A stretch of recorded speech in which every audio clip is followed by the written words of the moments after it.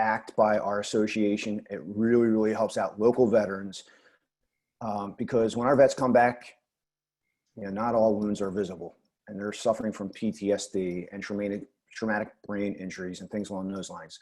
So in the spirit of yesterday, let's think about our vets that are here with us today. During this time of social distancing, it could be even worse for them. So I just ask, if you know a veteran in your life, reach out to them. Make it a phone call, not a text message, but just check in on them, see how they're doing. 22 veterans take their lives every single day. And that's a pretty staggering number when you go ahead and think about it. So sometimes the little things can be the big things. So if you have that chance, you have someone in your life who's a vet, that would be a really great way to carry forward the spirit of Memorial Day. So with that, I send it over to Stephanie Biello, our president. Good morning, Stephanie. Good morning, Matt. Thank you for that. I love that program. It's such a great program, and thank you for your words. That's awesome. So we're really excited to have Rebecca Rhynhart here today with us for Coffee Talk. How are you, Rebecca? And how was your weekend? I'm good. Yeah, weekend. Can't complain. So. Cool. Okay, Rebecca, I just want to introduce you to our members and just kind of talk about where you grew up, what school you went to, and what part of the city do you call home? Sure. So I actually grew up in Montgomery County, went to Abington High School, and left for college. I went to college in Vermont, actually, Middlebury College, small school, and then grad school up at Columbia. Spent about 9 years up in New York, so stayed 7 years after grad school, and then came back to Philly in '08.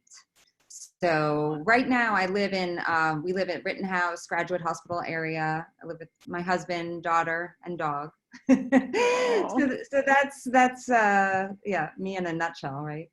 Oh, well, how are you and your family dealing with the pandemic and being at home with dogs and kids and working from home and the job that you have? I'm sure you're very busy. Yeah, I mean, we're good. We're all working, I'm working from home, trying to homeschool. My daughter's in 4th grade at Greenfield Elementary. So, I mean, it's been challenging, but there's been some good family time around with it too. So, I mean, I think, I'm glad there's an end in sight. But yes. But at the same time, I think the silver lining is the family aspect. So, yeah. Very nice. Very nice. Okay, so let's talk about your position now as city controller. And how long have you been in this position, and what did you do before city controller? Sure. So I have been the city controller since 2018. And just a little bit about me, I worked on Wall Street actually for 7 years after getting my master's in public administration. So I worked for Fitch Ratings, and then I worked for Bear Stearns, and worked on municipal derivatives, sort of, really in the Wall Street mode, but saw more and more that local governments didn't make the best financial decisions. So in the trades with Wall Street that I was working on from Bear Stearns' perspective, often they just didn't understand the risks they were taking on fully, or the profit being made at their expense. And so more and more I felt like, you know what, I want to go work for government. I want to actually help government make better financial decisions because it's taxpayer money, right? Right. So I left in '08 to come work for Mayor Nutter to be the city treasurer. So came back to Philly then, and stayed with Nutter for 8 years. So I was his city treasurer for 2, and then his budget director for the remainder of his term, and then stayed on for 1 year for Mayor Kenny as his chief administrative officer. So basically worked for the city, working for 2 different mayors for 9 years, and really liked that. But I also became frustrated with some things that just wouldn't change. related to running the city the best it could possibly be run. So that's my goal, is always, how do we run this city in the best possible way? And what I started to go up against were some of the political interests, some of like the entrenched interest, or this contract can't be touched because of the connection there. And so that's when I said, you know what, I'm going to run for office. And I'd never thought before then that I would run. I always thought of myself as more of a behind the scenes person. So I decided in late 2016 that I was going to run for controller. And so I had to resign my job to run. And a lot of people thought I was really crazy because I was running against a long-term incumbent who had been city controller for 3 terms and was a state rep before then. But I really felt like, I think people want change, and with my financial background, I can bring something different to it. So that's when I decided to run, and I actually won, which was pretty amazing. So I took office in 2018. Very cool. Okay, so what is the role of the city controller, and what's your team structure, and how do you interact with the other city departments? Yeah, so the role of the city controller is to be the separately elected independent financial watchdog. So that's why the controller is elected on staggered terms from the mayor and city council to act as that watchdog over the city, right? So my office is the audit function over the city departments, as well as city council, district attorney, sheriff. And we have about 135 employees, the majority of which are auditors. And in order to be an auditor in my office, you need to have a 4-year, undergrad degree in accounting. And in order to be a manager, you need to have your CPA. So there's a real professionalism among the staff. And then my office also has an investigations unit, because according to the city charter, my office is charged with rooting out waste, fraud, and abuse. So we get tips in about fraud and work with law enforcement on that side. Awesome. Yeah. That's a big team. And so with all those 135 people, how are you working through this remotely? Is that working okay, or are you anxious to get back into the office? I think that some of the function is working really well, and then some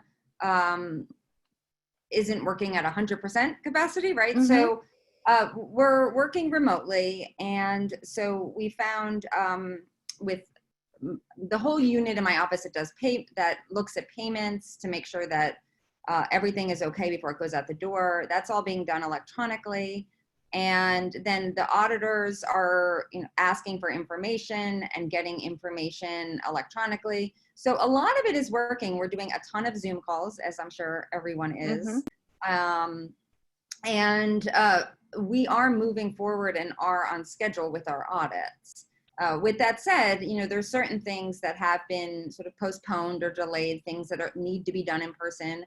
And so what we're working on now is, okay, when we do start to go back to the office, what does that look like?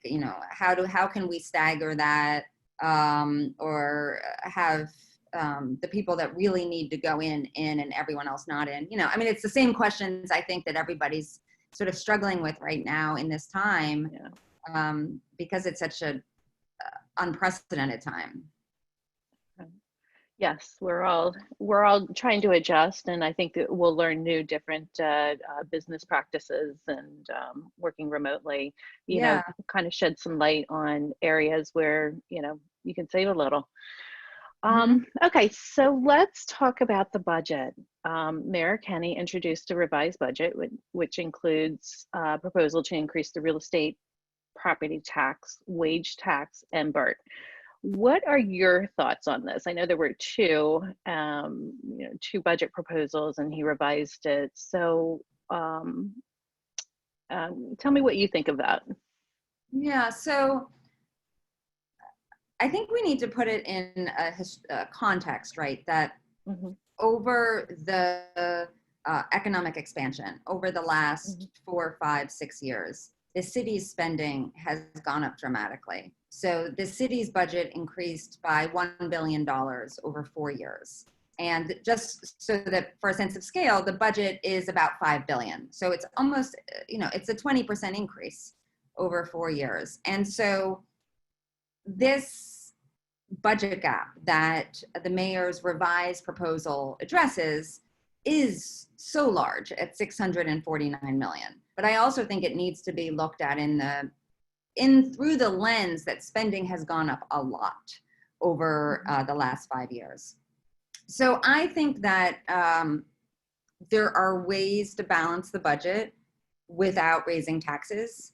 And I don't think that we should be raising taxes on people and businesses right now. So that's what led me, when the mayor came out with his revised proposal, which had used a combination of reserve drawdown, some expense cuts, and tax increases.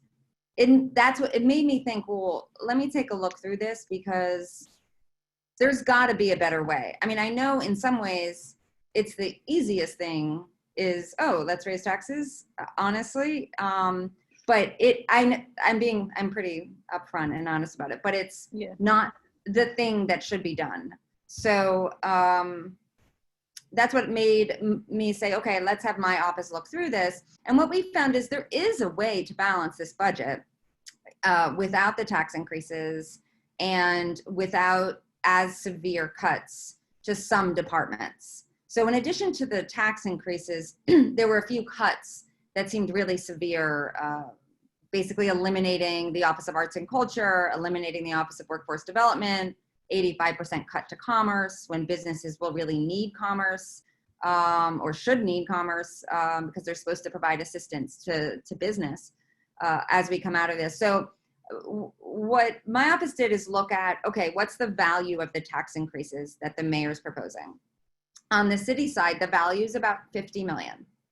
That is the increase in the commuter wage tax, the BERT changes, and then on the school district side, which we have to look at them together because they're both the same tax base, right? So on the school district side, the mayor is supporting a 3.95% property tax increase.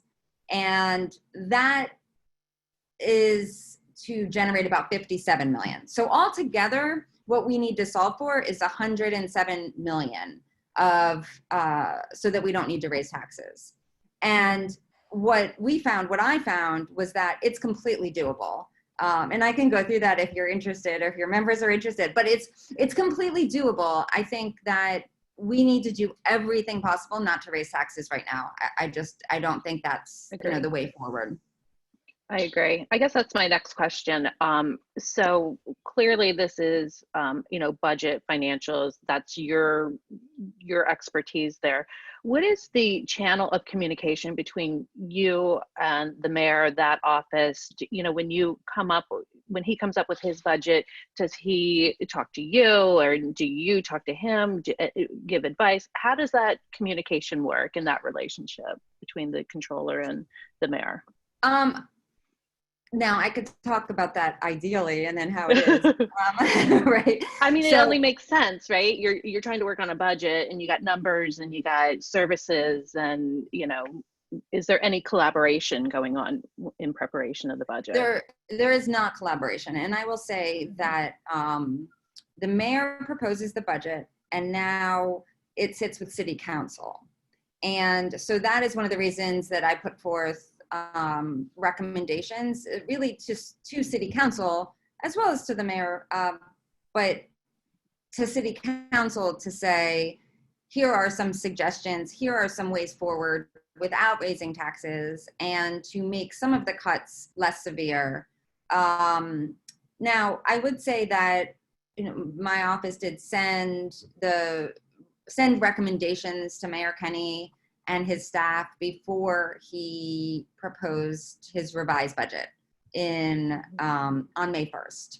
So, I think that understandably, the relationship between the controller and the mayor is often a little bit there's a little bit of tension there, right? But I don't think it needs to be there, but it is there. So, it is what it is. I have to keep doing my job. So I do my job and look, I feel like, I was elected by the people to do my job, and I'll do my job. So that's the way I look at it. Yeah. So I guess from a real estate perspective, some of the cuts, like you were, I guess if you want to go into what this proposal is and what your alternate plan would be, in real estate, when we're, it could be a difference of neighborhoods. I know there were some arts programs, the recreation, the parks, and cuts to that area. Am I right? Am I correct on that? So, I mean, being in the pandemic, I mean, people really need that to get out, and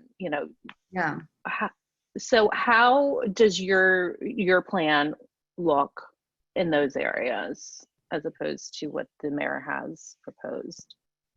So, what my office's proposals are basically, what I did was outline some of the cuts that seemed too severe, and Parks and Rec was in that. Parks and Recreation is taking a 20% cut, which is large. I mean, the vast majority of departments in the mayor's revised proposal are taking between a 5 and 10% cut, which is somewhat reasonable. I mean, 10% is hard, but for departments that have been getting increases year after year, a 5% cut is doable. I mean, my office offered up more than a 5% cut when this pandemic hit, just by looking at things a little bit differently, by saying, okay, we can maneuver around a little bit differently, change a few things in the budget, hold off on one or two things, and that's a 5% cut. So, but Parks and Rec did seem too severe, as well as Commerce, Workforce Development, and the Arts. And I do think that we need to think about, well, what does our city look like coming out of this pandemic? And then also in the future, right? So what my proposal solved for was saying, okay, here is 123 million. I wanted to solve for 120, so put forth 123. And what that would do would be eliminate the need for the tax increases and soften the blow of those cuts that we are talking about, right? So it would enable, to replenish Parks and Rec so that it only took a 10% cut, for example.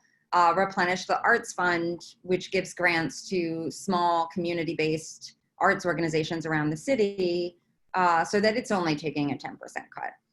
And the way to do that, the way to do this without tax increases is a few things. One is I proposed using a budgeted reserve.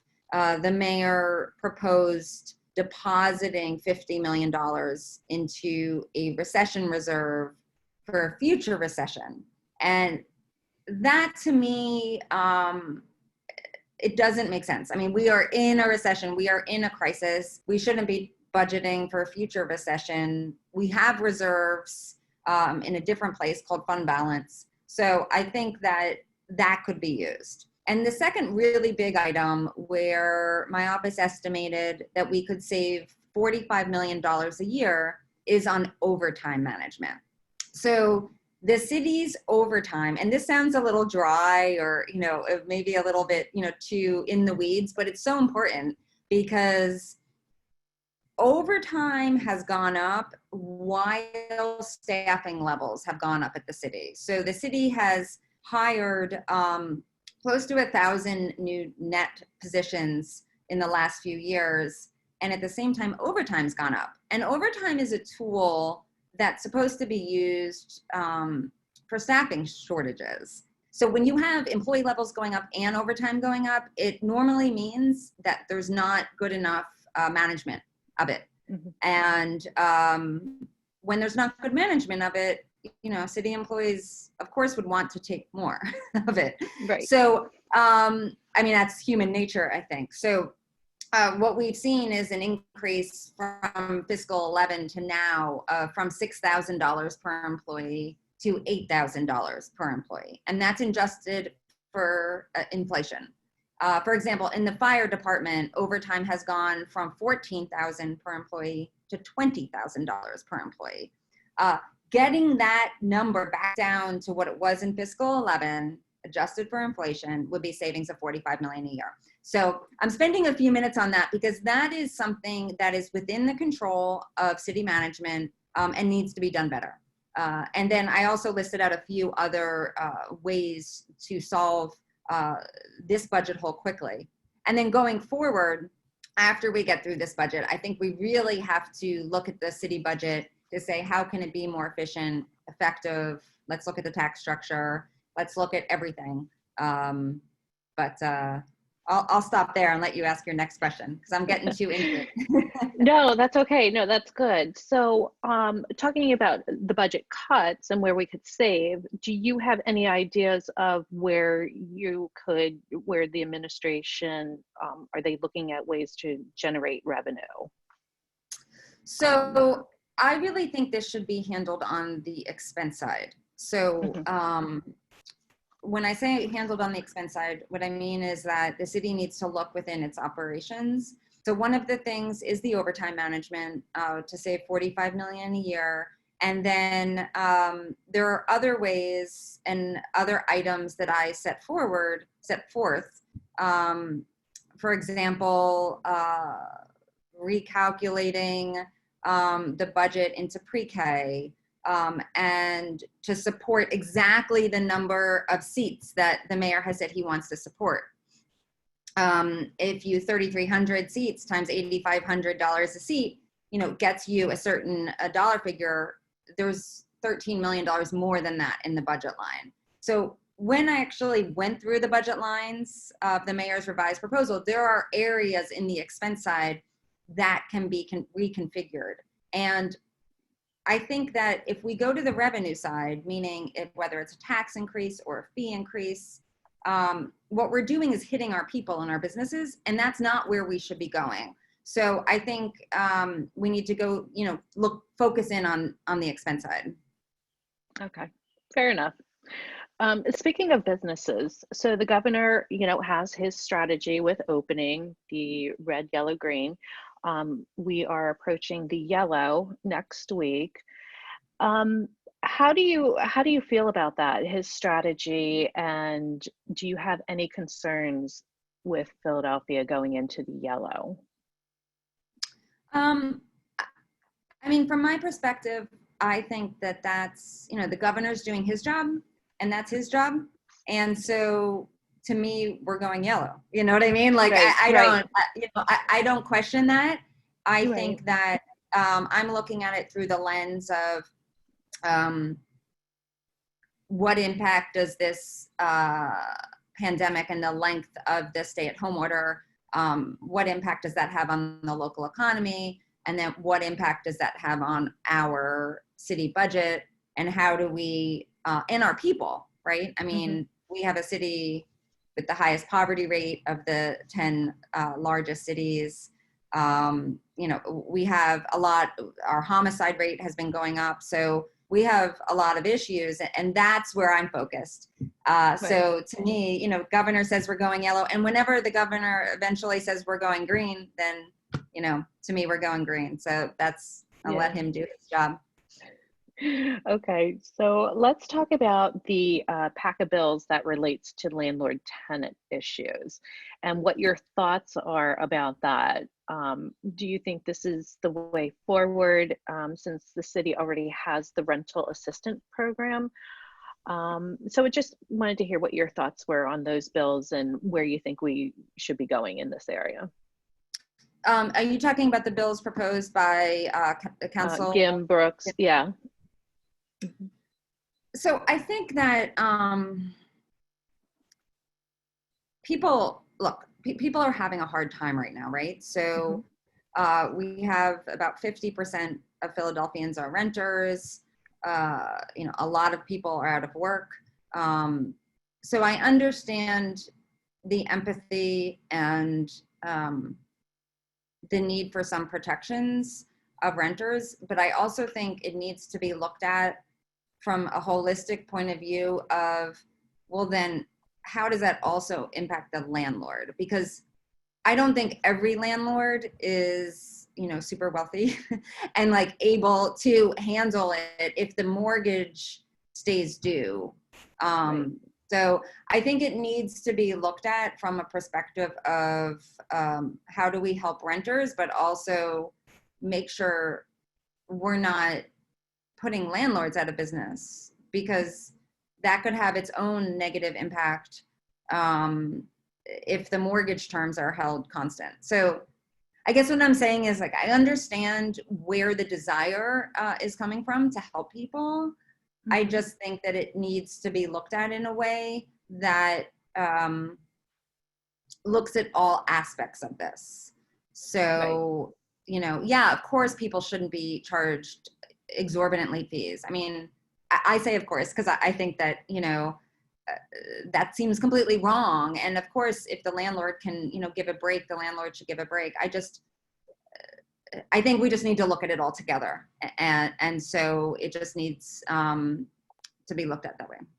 Yeah, it's a tough topic because it affects both sides, the tenant and the landlord. Right. And like you said, landlord has mortgages and bills, but then the tenant is, so we're all in this together, I guess.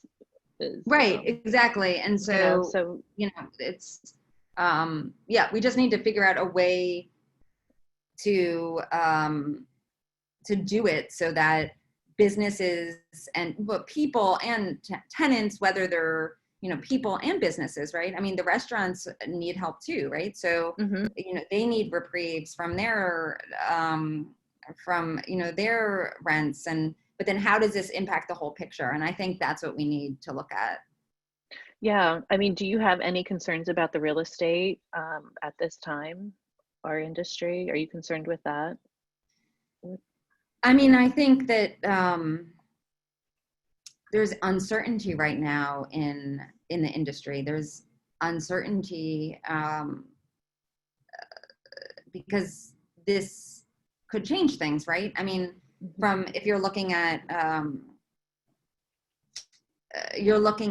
sort of rent levels or price levels or commercial space levels, there's a lot of changes that could occur from this, and every industry is being hit. I mean, it's a scary time, and I think that what we as government leaders need to do is just to lead through this in a way that has the minimal impact in terms of taxes on people and businesses. We need to lead through it in a way that says, okay, this is scary. There is uncertainty, and we need to manage through it. Right. So talking about the impact, do you foresee an impact on the 10-year tax abatement, that program? Yeah. Well, there were changes made, I guess that was last year now, to it. And I think that there is a call to change. There's a few things, right? There's people are saying, well, you're going to raise taxes, but there's still the tax abatement. People are saying, what about pilots, payment in lieu of taxes? Why doesn't University of Pennsylvania pay anything? Those are all legitimate feelings and questions, but that's why I also feel like we need to solve this on the expense side, and then look at, when we look at any further changes to the abatement, any discussion around pilots, to me, it needs to be done after we get through this budget cycle in conjunction with the larger discussion around our tax structure, because we have one of the highest tax burdens in the region, and even from a city perspective in the country. So I think we need to look at our overall tax burden and say, what should we adjust and what does that look like? I don't think we should be making any quick decisions on any one thing. I think that's why it's so important to get through this budget, just making changes on the expense side. Right, right. Okay, so if you had a magic wand and you could wave it, what do you think this city needs to move forward after we clear this crisis? Oh, wow. Magic wand, anything you want. Magic wand. Okay, I mean, I can answer that question from a city perspective. I think that we as a city, when I look forward and say, what does this city need? We need, from a budget and financial standpoint, to open up the city budget. And this is where I think I'm a bit idealistic, but I think that, you know, if you're not idealistic, change doesn't happen, right? So Exactly. I think we get through this budget cycle, and then ideally what we do is open it up and say, okay, who are the best and brightest minds, you know, in business, in healthcare, in nonprofits?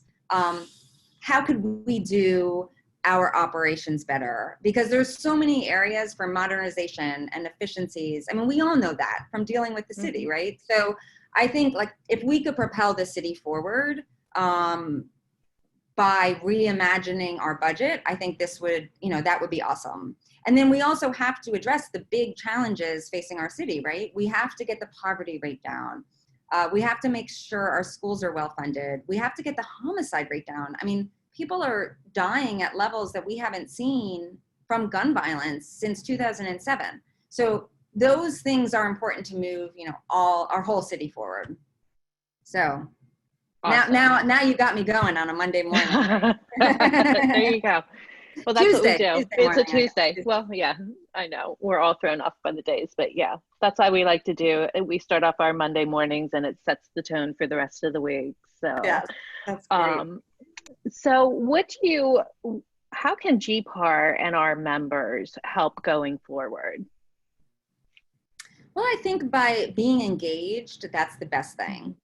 By being engaged politically, by just, you know, being aware and having these conversations is really helpful. So, I mean, that's what I would say. Like, the more involved you are, the better, because the more then people understand different points of view.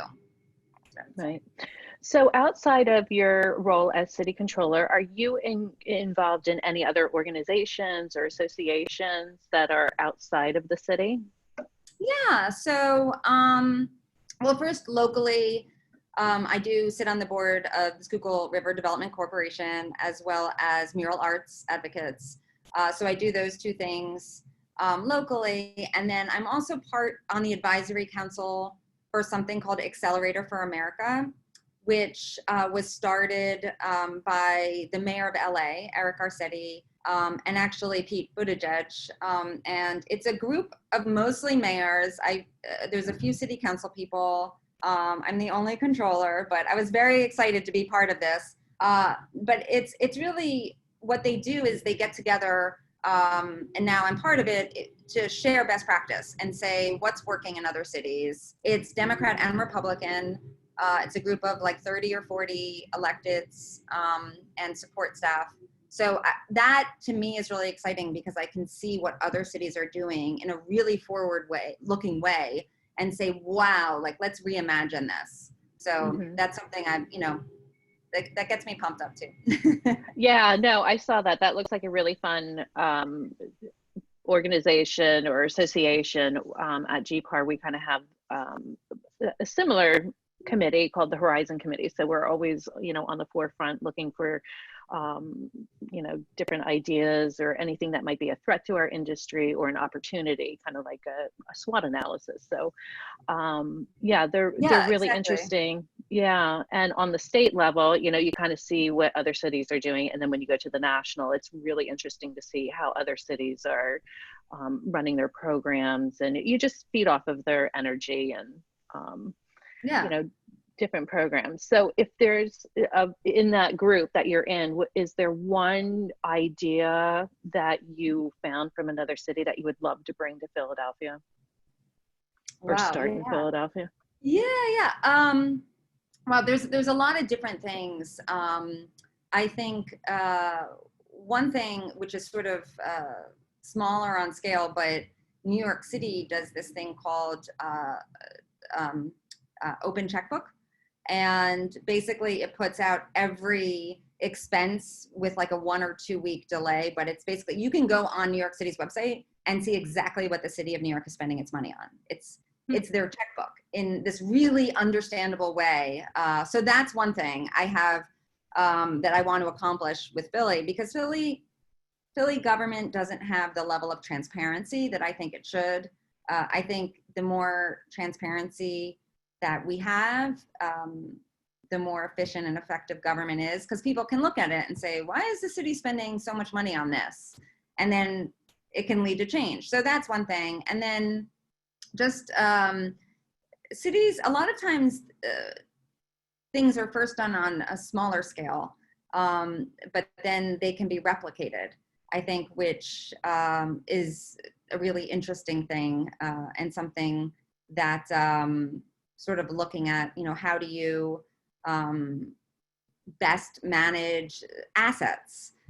Cities own a lot of different, and this is something that probably in the real estate industry you might be interested in. I mean, cities don't in general have a good handle on what they own. And that might sound, pretty crazy, but the idea of inventorying exactly what you own and making sure that you're maximizing the use of all your real estate is something that cities, starting in Northern Europe, have started to do, and then it's sort of trending into the United States. So that's something that also is on my radar of, is the city of Philadelphia best using its real estate? The answer is probably no. And I think that that's something, out there as well. We could help with that. We could help. Yeah, I thought that might be interesting. I was just talking to someone the other day about that. Like, well, but anyway, so it's interesting. Yeah, lots of different ideas that we could do with some of that, some of the land that's around there. Some really good ideas. So, okay, well, Rebecca, next time. Oh, definitely. We'll just focus on that. We'll do like a brainstorming. Cool. So, that sounds great. Yeah. So the last 15 minutes, we open it up for questions. And this is where I pull Matt in to take a look at the chat and see if we have any questions. But before we do that, I just want to thank you so much for joining us today for coffee. And we hope to have you back again. So, Matt? Thank you. I appreciate that. I would love to be back again. Okay, some really great back and forth there. Thank you very much, Stephanie and Controller Rhynhart. So, so this is your first coffee talk with us. And what has happened over the last couple of months when we've been doing these, we've had some breaking news opportunities where our guests have broken news. So looking at this chat, we're seeing people who are trying to encourage and push you to run for mayor. Is there any breaking news you want to share with us? I stayed away from that. I'm flattered, but I'm just focused on doing my job, and I am up for re-election next year in next spring. So that's where my focus is. There we go. Keep your priorities straight, right? So we had to give it a shot, just had to float that out there. So no, I appreciate the effort there. So back in my previous life, I worked in city council for a council member. And when you were working for the administration, you always gave us fits because you were unflappable. So it's good to see this. Glad to see that trend and trait continues on today. So you talked at length earlier about how the budget has grown really big over the last 4 years. What is that attributed to? How is the city able to go ahead and spend so much more money than it previously did? Where is that revenue coming from? Because you have to have the revenue first before you can start increasing that money. And one of the things that our members would probably point to is the assessments. You kind of get like this invisible tax increase, if you will. Where's that money coming from, and why did it grow so massively over a very small period of time? So really, and you raised a few points in there. So the taxes increase. So for example, the wage tax is the city's biggest revenue source, right? The city gets about 40% of its tax revenue from the wage tax. The wage tax has been growing as the economy has been expanding. Then you have, the real estate transfer tax, which has been growing with the economy expanding. And sales tax had been doing well before this pandemic. So a lot of the business income and receipts tax, the BERT tax have been coming in, very strong. So all of those taxes coming in strong year after year is really what led to all of this sort of extra funding coming in. On top of that, though, is what you're talking about, which is the property tax and the assessments going up. And I think it's a problem. I mean, my office did a report on the accuracy of our assessment system and showed that there's big problems with the accuracy and there's a real lack of transparency around it. So for example, Washington, D.C. puts out the actual calculations so that you can actually put in, and maybe your members know this already, you can put in the attributes of your home down to, an extra half bathroom, and it will spit out your assessment so that you can double check and understand how your assessment came to be. Philadelphia has none of that. And I've pushed on that and the change hasn't occurred. So what we've seen is assessments go up, and because it's not an official tax increase, there hasn't been a discussion in city council around that increase. It's almost a backdoor tax increase, right? Now, if the assessments were truly accurate and transparent, then you might expect assessments to rise, 2-3% a year when the real estate market goes up, but it would make sense. And I think the frustrating thing is it doesn't make sense. So that is one of the sources of the revenue, the increased revenue. But the wage tax and sales tax and the BERT, all of the growth from the economic expansion was pretty much came into the city, and the mayor has increased the budget. So that's where that $1 billion in extra spend came from. Now, my office did look at that to see, well, what is that being spent on, right? I mean, when you live in the city, you don't feel like suddenly everything's so much better, right? I mean, actually, the resident survey that came out this last year said that people are less satisfied than they were a few years ago. So what we found is that it's really spread out of, it's almost like a sieve. Like the spending has gone almost in every pocket area of the city. And that's why I think we really, after we get through this budget, we really need to look at everything. Like we need to look, whether you call it zero-based budgeting or activity-based budgeting, but we really need to look at every dollar and say, what is this going to, and is this actually achieving an outcome? Less poverty, better education, or like what is working and what isn't, and really really remake that spend. That's my very long answer to your question. So you were part of Mayor Nutter's administration when the collapse happened in 2008. And we talk about revised budget, not before the budget gets introduced, but actually mid fiscal year. Yeah. Because I can remember, I guess we got around Thanksgiving time, and departments were probably slashed at, like, off the top 10% at least. Yep. What kind of lessons do you think are learned from that experience that are applicable to this situation that we're in right now, if there's any? Because maybe they're just so diametrically opposed and different. But you went through that. Yeah. I mean, there are similarities and there are real differences. So because 2008 was caused by a real collapse, obviously you know it well, right? Everybody knows it well, right? The subprime mortgages and the real economic collapse. What we have here is a public health issue, right? So the economy was just halted. So the drop in revenues is much more severe right now. But the question remains, well, once we get a vaccine, once this gets under control, how quickly will the economy rebound?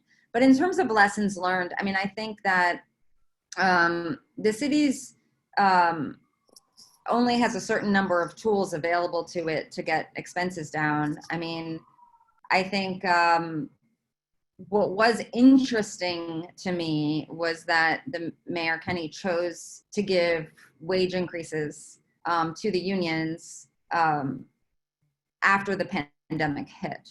And so, you know, I of course believe people always deserve a 2.5% raise. I mean, of course, who doesn't deserve a 2.5% raise? But at the same time, now that the mayor's budget includes these severe cuts and tax increases, and it makes you question, well, why did that happen, right?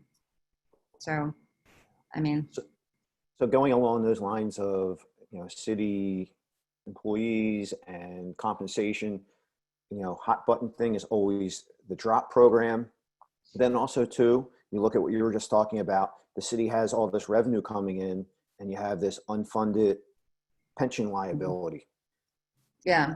You know, should money been going into that? Should we be looking at drop and making tweaks to that? It's kind of like, it's always seems like it's a hard sell with the city council.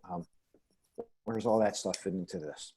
So, I mean, the pension, so there's two things. One is the pension fund does have a very large unfunded liability. I mean, it's less than 50% funded. This city, and I will give credit to Mayor Kenny as well as Mayor Nutter for continuing to lower the assumed rate of return, for continuing to put more into the pension plan. The most expensive pension plan has been closed. No one can get into it anymore. And there have been steps taken to stop the bleeding on the pension plan. Now, there's no easy answer to that, and the liability is so large from decades of past mayors, Rizzo, and beyond, not putting money into it the way it should. So that's just a big issue that's going to be with us a while. On drop, the hard thing about drop is that it is subject to collective bargaining. That is the belief at this point and the understanding. So while if we could say, I mean, and I've said this publicly, drop does not serve a management purpose. It doesn't. I mean, it's a benefit, and it's a popular one, right? I mean, employees like it. And so it's not good for taxpayers, but it has to go through the collective bargaining process. So that's where that would have to go through. So it's not, I think drop gets everyone so angry, the public so angry, but there's not an easy way to get rid of it. And it shows you the danger of giving benefits like that in the future, right? Because if you give a benefit, it could be subject to collective bargaining after you give it. So anyway, that's my answer on that. But yeah, I mean, I don't see, because of how popular it is among city employees, the drop program, I don't see it going away anytime soon, because I think that through the collective bargaining process, the unions will try very hard to hold on to that. But again, it should be in the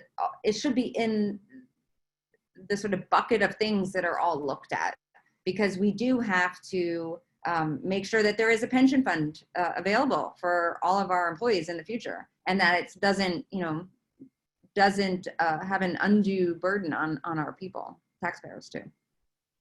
So once the drop is, like, so you're a brand new city employee and you would qualify for drop whenever that retirement time comes along. Is it correct that you can't take that back? It's like it's already there, or is it only for the life of that CBA? Does that make sense? Yeah. No, if the unions, my understanding of it is if the collective bargaining agreement, the CBA, if the unions agreed to get rid of it, it could go away. Okay. It's not a compact with an individual employee. Okay, so it would only be, so if you entered into the drop and something changed with a collective bargaining agreement, then that would probably be honored, but Oh, I perhaps don't think, I don't, we're right. getting into the weeds, right? Sorry. Yeah, no.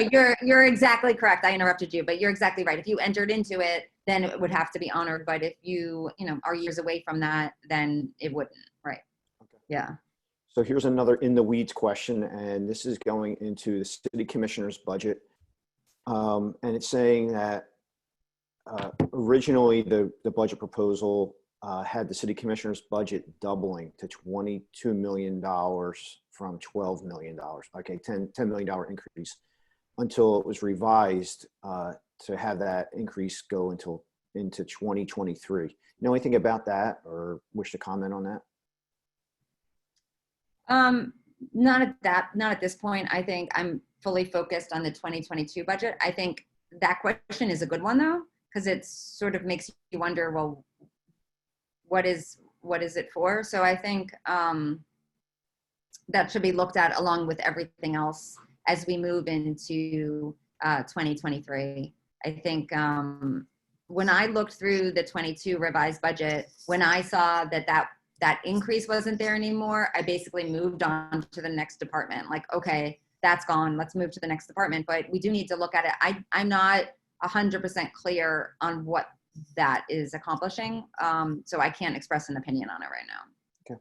So speaking of another department, how about the prison? So there's been a huge push to go ahead and reduce the population up on State Road. And that has been going down quite dramatically. But it seems like the budget there is not correspondingly going down. What do you see there, and is there opportunity there for savings with the prisons? So it's interesting because prisons is a department that I did have concerns about. I would say it's about a year ago that I brought the prisons commissioner into my office with her staff to sort of go through their budget to say what's going on, because that's what I tend to do before my office initiates a performance audit. So my office does financial audits, but we also do performance audits, and performance audits are more of how well is each dollar spent. So for prisons, what we have seen though, in the last year to 2 years, we have seen a significant reduction in their expenses. So we have started to see a serious reduction, and I don't have the numbers right in front of me, but we're talking about reductions that made me say, I don't think we need to do a performance audit right now on this. There are other areas that need our attention more. And I'd be happy to send those numbers around, because my office sent a letter detailing it back to them saying, we're going to keep a close eye on you. We're not going to open an audit right now on this, but because you've done well up to this point. And I think also they took an additional reduction in the mayor's revised budget. So I think that when the prison population started to go down a few years ago, we didn't see the immediate reduction in prisons that we might have thought, or I would have thought, but it did happen, and it is happening now. So I think I actually, think they're doing pretty well on that front. All right, that's all of our questions from the chat, Stephanie. All right. Well, Rebecca, thank you so much again. And I just want to make a note too, I forgot to mention this in the very beginning, that you are the first woman to hold this position as city controller. Sure. Correct? Yes. Yes. So how does that feel? I mean, like, that's a great accomplishment too. So yeah, I mean, it's look, it feels great, and I think I do encourage more women to run and talk to school age girls, and as girls get turn into women, and to encourage more women to run.